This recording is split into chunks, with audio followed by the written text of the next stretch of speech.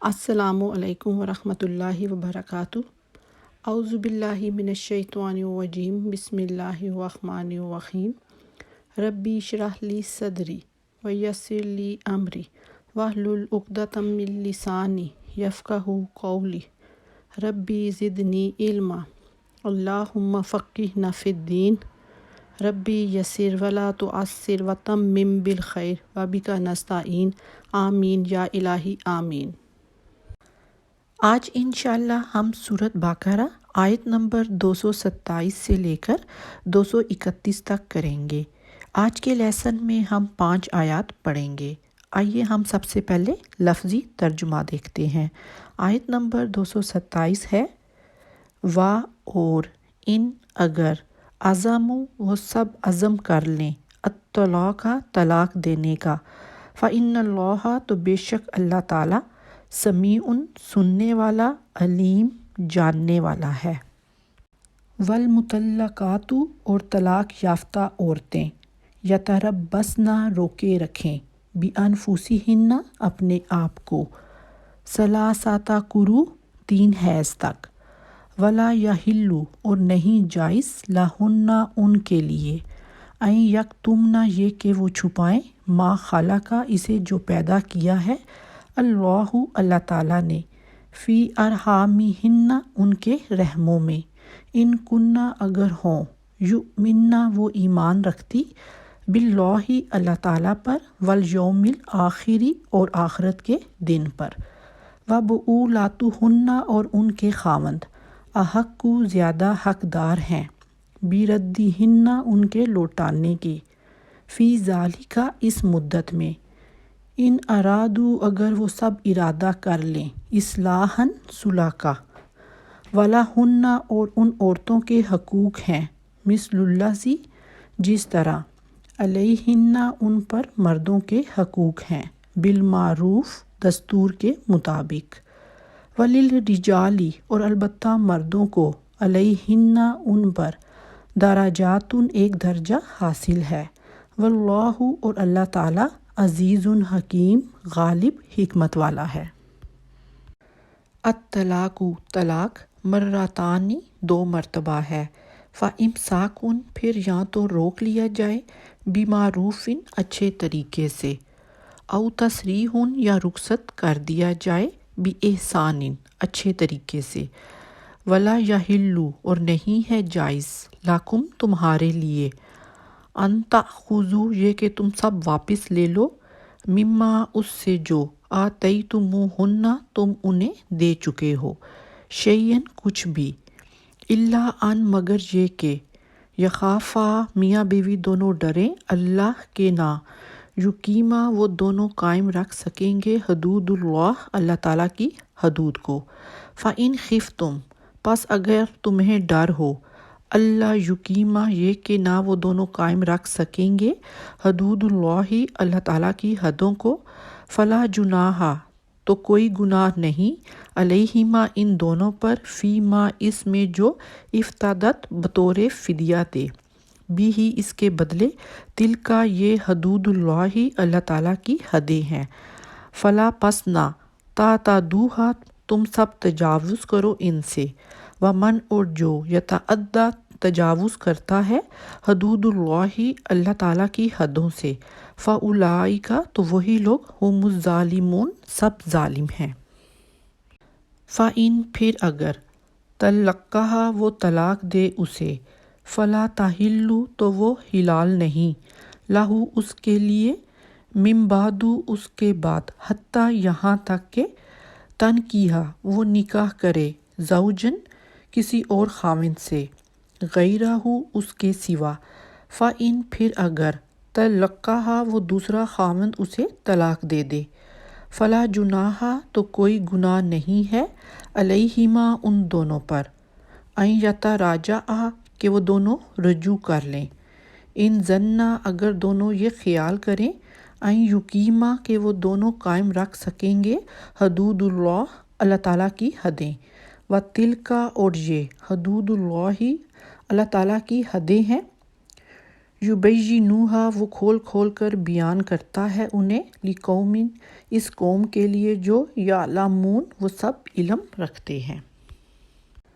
وَإِذَا اور جب تم طلاق دے دو النساء عورتوں کو، فبلغنا پھر وہ پہنچ جائے، اجلہن اپنی عدت کو، فامسکوہن تو تم سب روک لو انہیں، بمعروف اچھے طریقے سے، او ساریہوہن یا پھر تم سب رخصت کر دو انہیں، بمعروف بھلے طریقے سے، ولا اور نہ تمسکوہن تم سب روکو انہیں، ضرارن دکھ دینے کی خاطر، لتعتدوا تاکہ تم سب زیادتی کر سکو، ومن اور جو یفعل ذالک ایسا کرے گا، فقط ظلم تو تحقیق اس نے ظلم کیا، نفسہ اپنے آپ پر، ولا اور مت تتخذوا تم سب بناؤ، آیات اللہ اللہ تعالیٰ کے احکام کو، ہزواً ہنسی مذاق، اور اذکروا تم سب یاد کرو، نعمت اللہ اللہ تعالیٰ کے احسان کو، علیکم جو تم پر ہے، وما انزل اور جو اس نے نازل کی، علیکم تم پر، من الکتابی کتاب، والحکمتی اور حکمت، یعظکم وہ نصیحت کرتا ہے تمہیں، بھی اس کے ذریعے، واتقوا اللہ اور تم سب ڈرتے رہو اللہ تعالیٰ سے، واعلموا اور تم سب جان لو، ان اللہ کہ بے شک اللہ تعالیٰ بکل شیء علیم ہر چیز کو خوب جاننے والا ہے۔ الفاظ کی وضاحت دیکھیں گے۔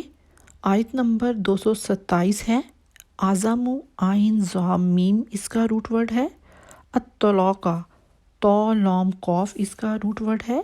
آپ کی ان آیات میں طلاق کا ورڈ بہت دفعہ آئے گا، تو آپ ایک ہی دفعہ میں اس کا روٹ ورڈ اپنے ذہن میں رکھیے گا تاکہ آپ کو بار بار دہرانا نہ پڑے۔ آیت نمبر 228 ہے، والمطلقات تو لام قاف اس کا روٹ ورڈ ہے، یتربصن را با صاد اس کا روٹ ورڈ ہے، ثلاثۃ صا لام سا اس کا روٹ ورڈ ہے، یحلو ہا لام لام اس کا روٹ ورڈ ہے، ارحامہن را ہا میم اس کا روٹ ورڈ ہے، وبعولاتہن با عین لام اس کا روٹ ورڈ ہے، اصلاحاً صاد لام ہا اس کا روٹ ورڈ ہے، وللرجال را جیم لام اس کا روٹ ورڈ ہے، درجاتن دال را جیم اس کا روٹ ورڈ ہے۔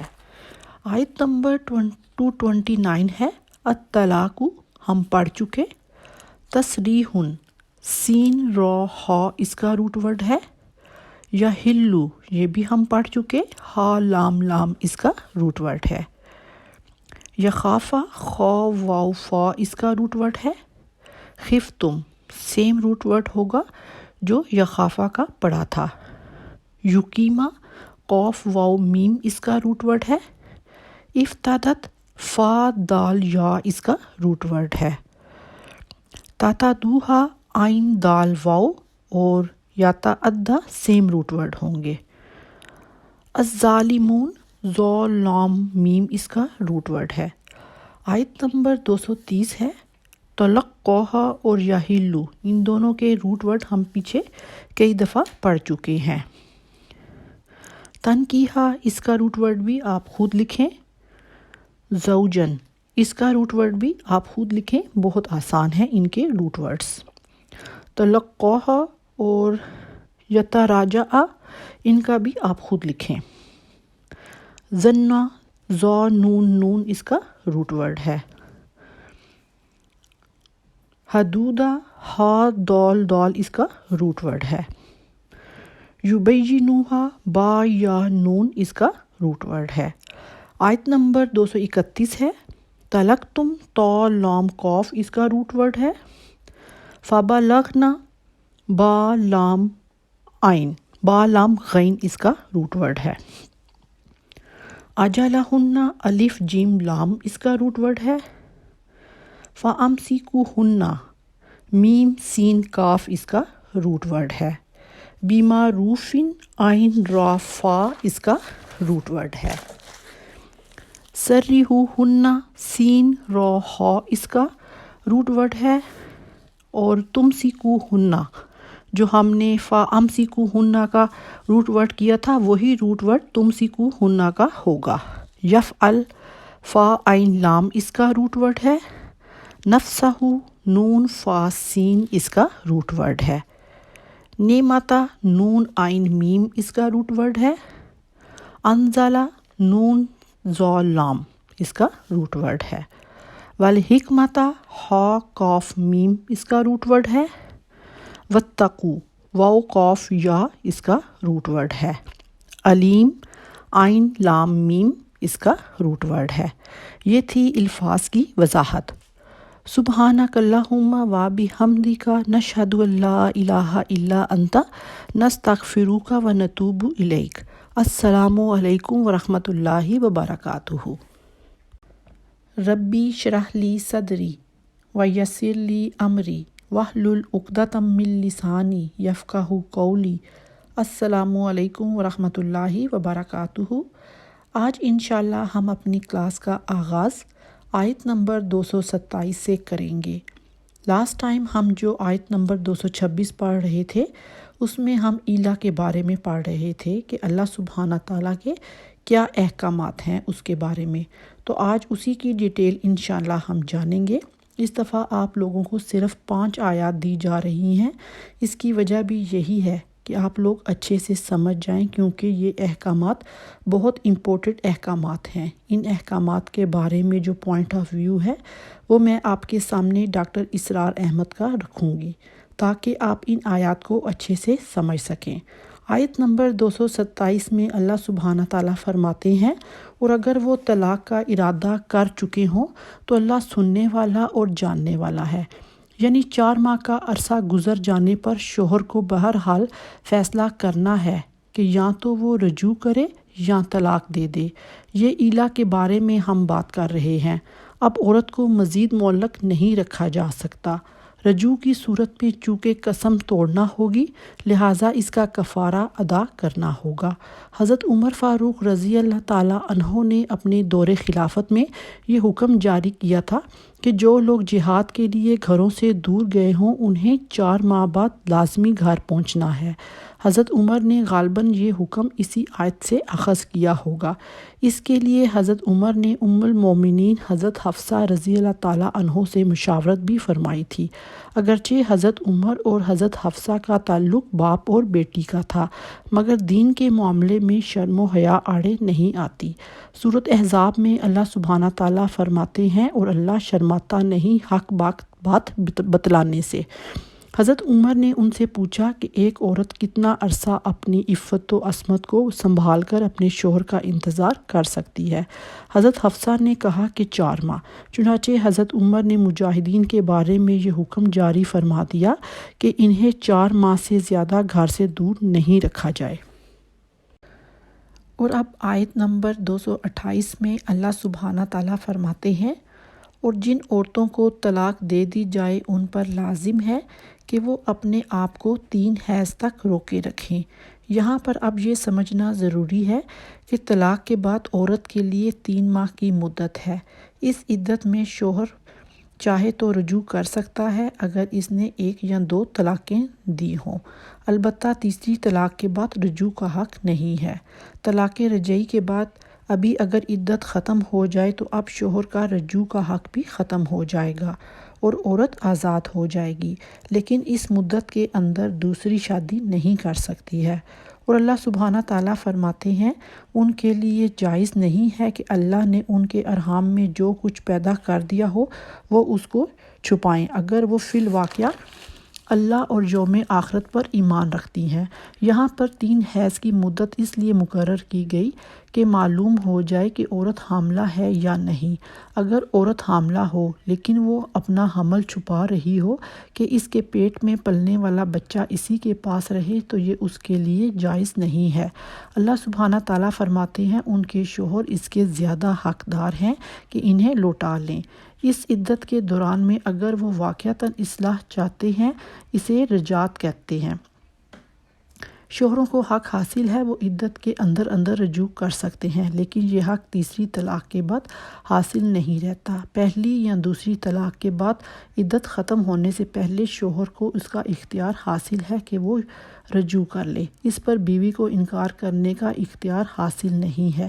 وہ یہ نہیں کہہ سکتی کہ تم تو مجھے طلاق دے چکے ہو، اب میں تمہاری بات ماننے کو تیار نہیں ہوں، کیونکہ اللہ سبحانہ تعالیٰ فرماتے ہیں اور عورتوں کے لیے اسی طرح حقوق ہیں جس طرح ان پر ذمہ داریاں ہیں دستور کے مطابق، یعنی ان کے لیے جو حقوق ہیں وہ ان کی ذمہ داریوں کی مناسبت سے ہیں۔ اور پھر اللہ سبحانہ تعالیٰ فرماتے ہیں وَلِلرِّجَالِ عَلَيْهِنَّ دَرَجَةٌ، اور مردوں کے لیے ان پر ایک درجہ فوقیت ہے، اور اللہ زبردست ہے، حکمت والا ہے۔ اب یہاں پر میں آپ کو تھوڑا ڈیٹیل سے بتاؤں گی تاکہ اس کے بیہائنڈ جو کانسیپٹ ہے اس کو بھی آپ اچھی طرح سمجھ جائیں۔ ڈاکٹر اسرار احمد نے اس کے بارے میں لکھا ہے کہ اس زمانے میں اس آیت کی بہت غلط تفسیر کی گئی ہے اور اس سے مساوات مرد و زن کا فلسفہ ثابت کیا گیا ہے۔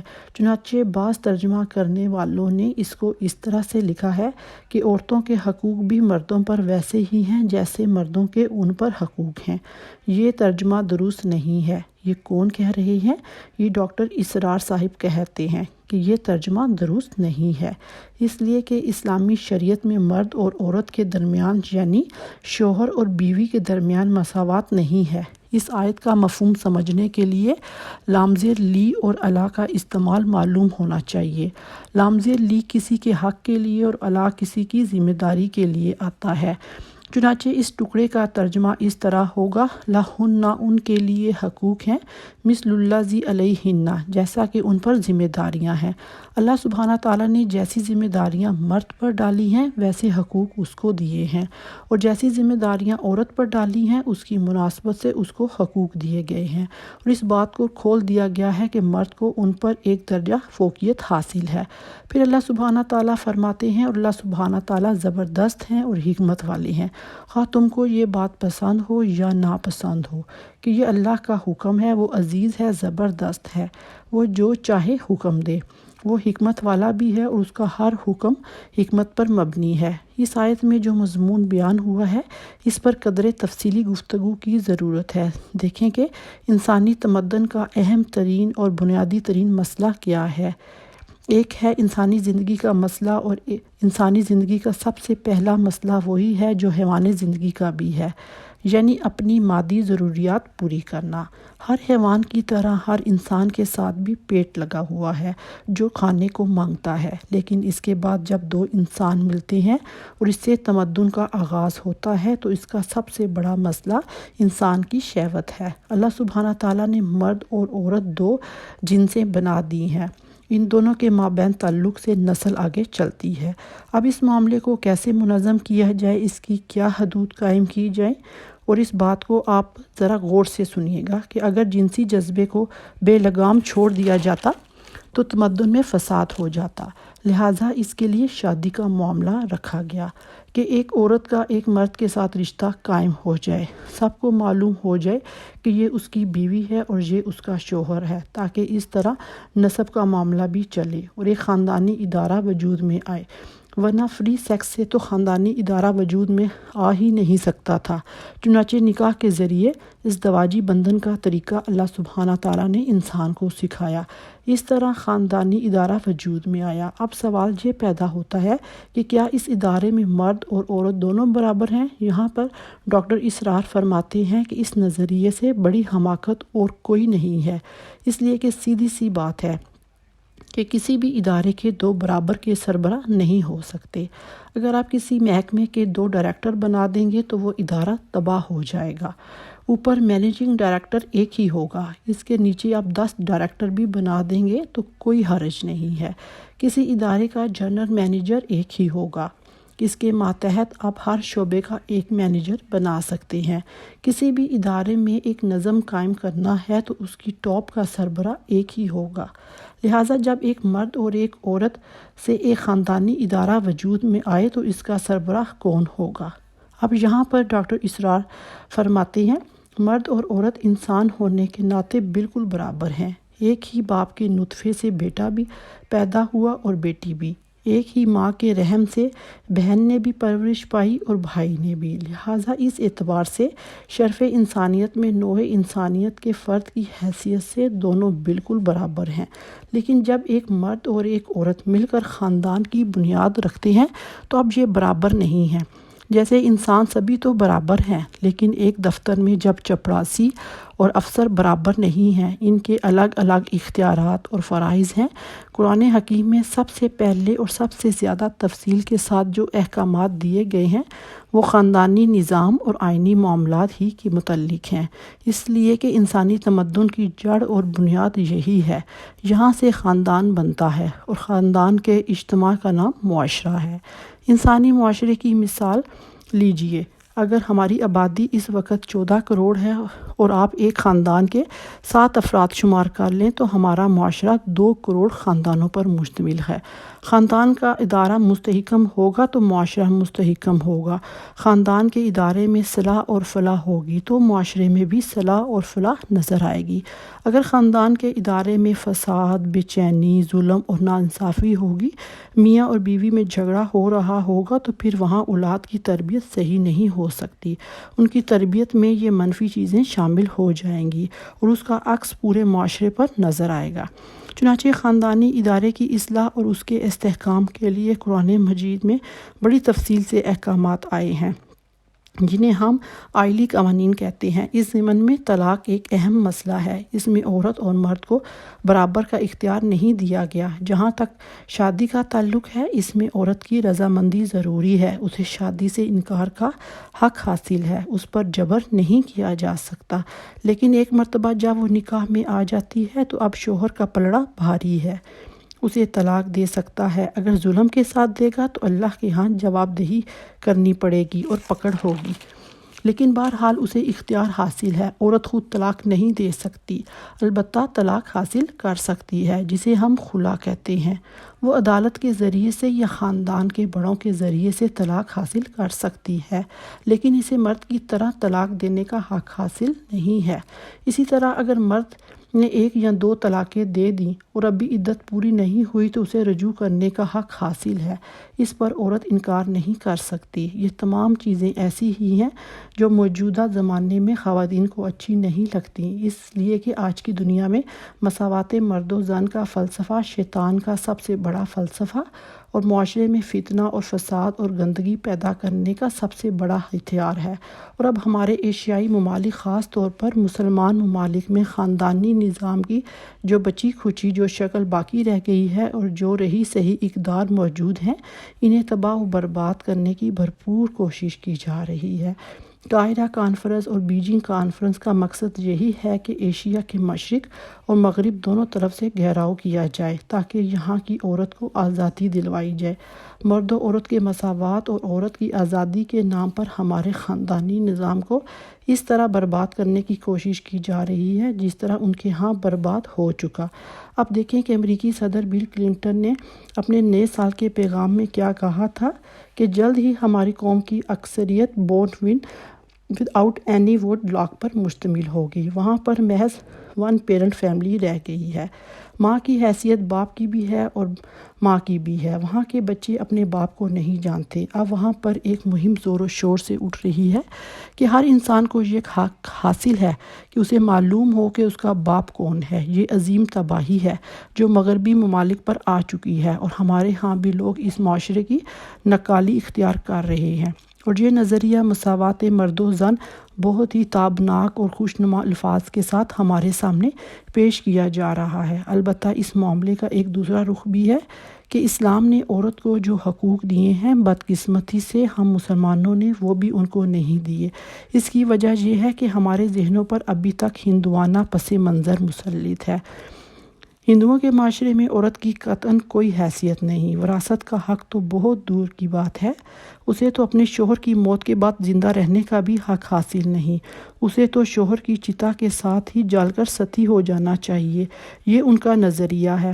ہمارے آباء و اجداد مسلمان تو ہو چکے، لیکن اسلامی تعلیمات کے مطابق ان کی تربیت نہیں ہو سکی، لہٰذا ہمارے ذہنوں پر وہی ہندوانہ تصورات مسلط ہیں کہ عورت تو مرد کے پاؤں کی جوتی کی طرح ہے۔ یہ جو کچھ ہم کر رہے ہیں، عورتوں کے جائز حقوق بھی ہم ان کو نہیں دیتے۔ اس کے نتیجے میں ہم اپنے اوپر ہونے والی مغربی جلغار کو موثر کرنے میں خود بخود مدد کر رہے ہیں۔ اگر ہم اپنی خواتین کو وہ حقوق نہیں دیں گے جو اللہ اور اس کے رسول نے ان کے لیے مقرر کیے ہیں، تو ظاہری بات ہے کہ عورت کی آزادی، عورت کے حقوق اور عورت کی مساوات جیسے خوشنما عنوانات سے جو دعوت اٹھتی ہے وہ لازماً انہیں کھینچ کر لے جائے گی۔ لہٰذا اس طرف بھی دھیان رکھیے۔ ہمارے ہاں دیندار گھرانوں میں بھی خاص طور پر عورتوں کے حقوق نظر انداز ہوتے ہیں۔ اس کو سمجھنا چاہیے کہ اسلام میں عورت کے کیا حقوق ہیں اور ان کی کس طرح دل جوئی کرنی چاہیے۔ رسول اللہ صلی اللہ علیہ وآلہ وسلم نے فرمایا تھا کہ تم میں سے بہترین لوگ وہ ہیں جو اپنے گھر والوں کے لیے اچھے ہیں، اور جان لو کہ میں اپنے گھر والوں کے لیے سب سے اچھا ہوں۔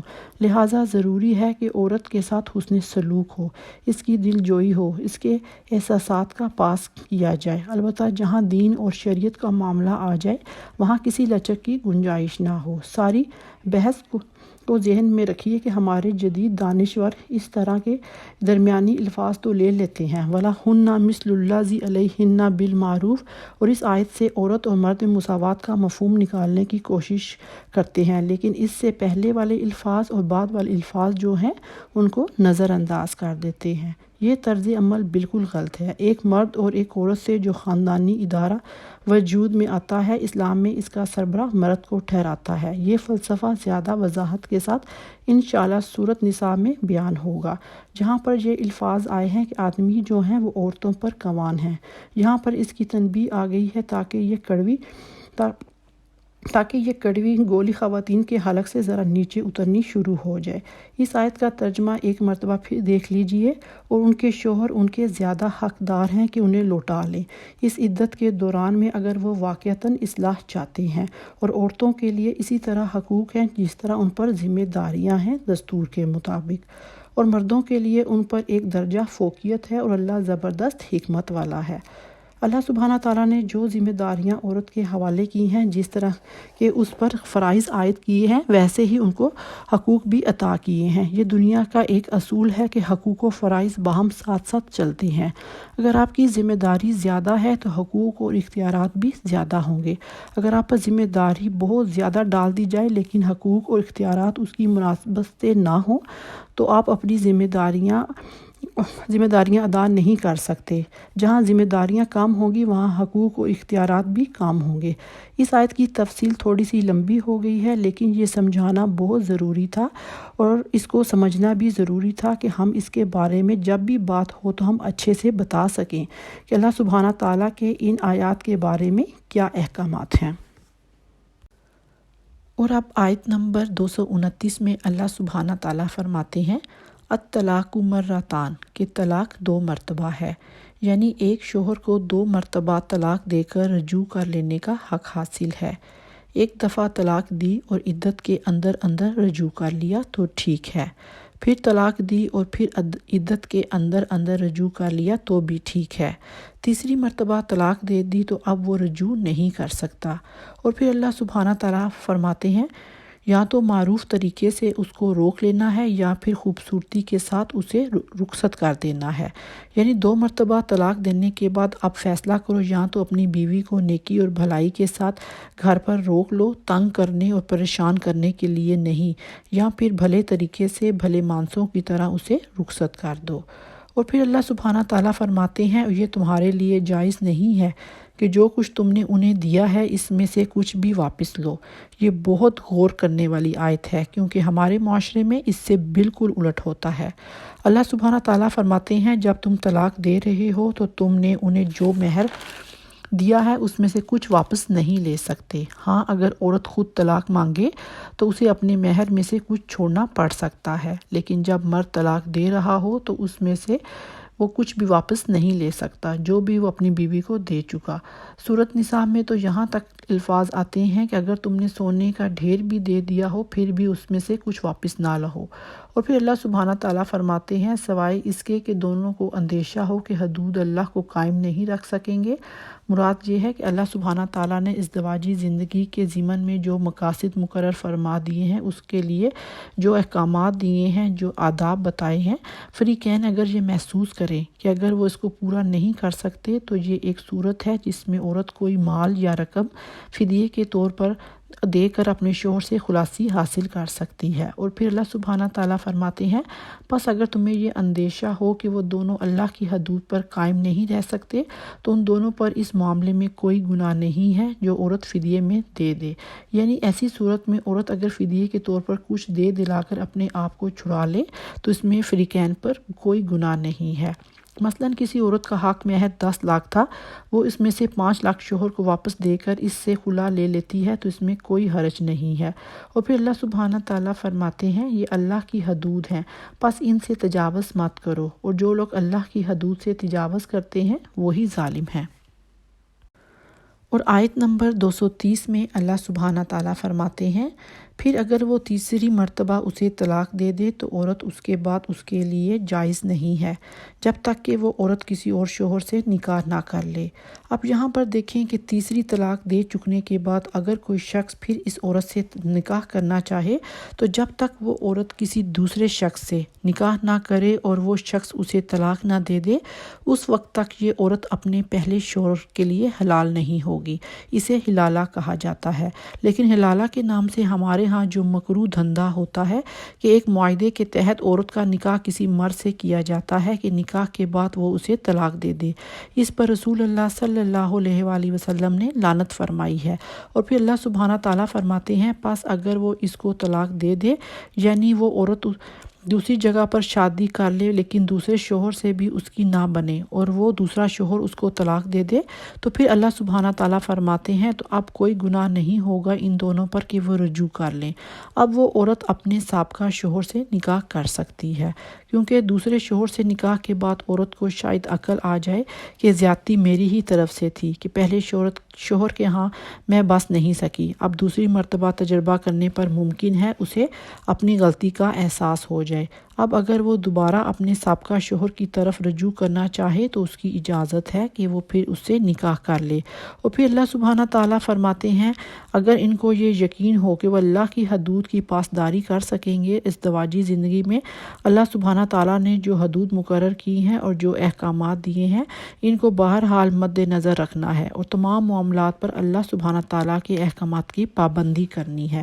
اللہ سبحانہ تعالیٰ فرماتے ہیں، تلک حدود اللہ، کہ یہ اللہ کی مقرر کردہ حدود ہیں جن کو وہ واضح کر رہا ہے ان لوگوں کے لیے جو علم حاصل کرنا چاہتے ہیں۔ اور آیت نمبر 231 میں اللہ سبحانہ تعالیٰ فرماتے ہیں، وَإِذَا طَلَقْتُمُ النِّسَاءَ فَبَلَغْنَ أَجَلَهُنَّ، اور جب تم لوگ اپنی بیویوں کو طلاق دو اور پھر وہ اپنی عدت پوری کر لیں تو یا تو معروف طریقے سے انہیں روک لو یا اچھے انداز سے انہیں رخصت کر دو، اور تم انہیں مت روکو نقصان پہنچانے کے ارادے سے کہ تم حدود سے تجاوز کرو۔ یہاں پر یہ سمجھایا جا رہا ہے کہ دیکھو ایسا مت کرو کہ تم انہیں تنگ کرنے کے لیے روک لو کہ میں اس کی ذرا اور خبر لوں، اگر طلاق ہو جائے گی تو پھر یہ آزاد ہو جائے گی، اور وہ جو رجوع کر رہا ہے تو اس کا صرف مقصد اس عورت کو تنگ کرنا ہے اور تاکہ عورت کو مزید پریشان کرے اور تکلیف پہنچائے۔ اس طرح تو اس نے قانون کا مذاق اڑایا اور اللہ کی دی ہوئی اس اجازت کا ناجائز استعمال کیا۔ اور اللہ سبحانہ تعالیٰ فرماتے ہیں کہ جو کوئی بھی یہ کام کرے گا وہ اپنی ہی جان پر ظلم کرے گا، اور اللہ کی آیات کا مذاق مت بناؤ۔ ضروری ہے کہ احکام شریعت پر اس کی روح کے مطابق عمل کیا جائے۔ یہی وجہ ہے کہ قرآن حکیم میں خاص طور پر ازدواجی زندگی کے ضمن میں بار بار اللہ کے خوف اور تقوی کی تاکید کی گئی ہے، کیونکہ اللہ سبحانہ تعالیٰ فرماتے ہیں کہ اگر تمہارے دل اس تقوی سے خالی ہیں تو پھر تم اللہ کی شریعت کو کھیل تماشا بنا ڈالو گے۔ اور پھر اس آیت کے آخر میں اللہ سبحانہ تعالیٰ فرماتے ہیں، اور یاد کرو اللہ کے جو انعامات تم پر ہوئے ہیں اور جو اس نے نازل فرمائے ہیں تم پر اپنی کتاب اور حکمت، اور وہ اس کے ذریعے سے تمہیں نصیحت کر رہا ہے کہ اللہ کا تقوی اختیار کرو اور جان لو کہ اللہ سبحانہ تعالیٰ ہر چیز کا حقیقی علم رکھنے والا ہے۔ الحمدللہ یہاں پر ہماری 5 آیات ختم ہوتی ہیں آج کی کلاس۔ بس ہم نے جو احکامات پڑھے ہیں وہ بہت غور طلب ہیں۔ اللہ سبحانہ تعالیٰ سے توفیق مانگتے ہیں کہ اللہ سبحانہ تعالیٰ ہمیں ان احکامات پر عمل کرنے والا بنا دے کہ کبھی بھی ہماری زندگی میں، ہمارے خاندان میں یا ہمارے جاننے والوں میں کبھی بھی کسی کے ساتھ ایسا واقعہ پیش آئے تو ہم ان کی رہنمائی کر سکیں کہ اللہ کے احکامات اس کے بارے میں کتنے سخت ہیں۔ اللہ سبحانہ تعالیٰ ہم سب کو اپنی رحمتوں میں رکھے، آمین ثم آمین۔ السلام علیکم ورحمۃ اللہ وبرکاتہ۔